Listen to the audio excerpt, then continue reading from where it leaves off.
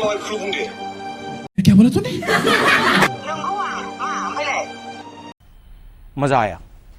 hello guys फालतु नोंथांमोनखौ बरनाबाय स guys नोंथांमोनाथ' thumbnail title माने मिथिखाबाय बुजिखाबाय आरो बे साननैसो मा सोलिदों नोंथांमोनाथ' मिथिखागौ नङा होमबा स गाइस मैखोम बसुमतारी जोंनि बडलेण्ड रादाबनि चिफ एडिटर बिथांनि मोनसे पार्ट 2 कल रेकर्डिंआ भाइरेल जालायबाय अच्छा स गाइस दिनैनि भिडिअ आं नोंथांमोननो बिथांनि पार्ट 2 जुन्थु मा होनो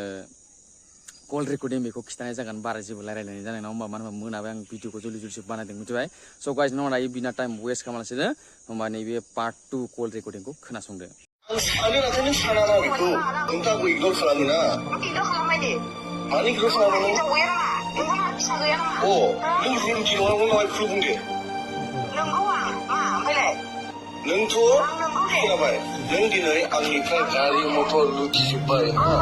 आंखौ इउज खालामखांनायनि उनाव दिनै नों आंखौ गारना दोनबाय गारिखौ सिरा फाननासो लाबाय होनबा आंनिफ्राय नों सिरा फाननासो लाबाय होनबा गारिखौ ना नों दि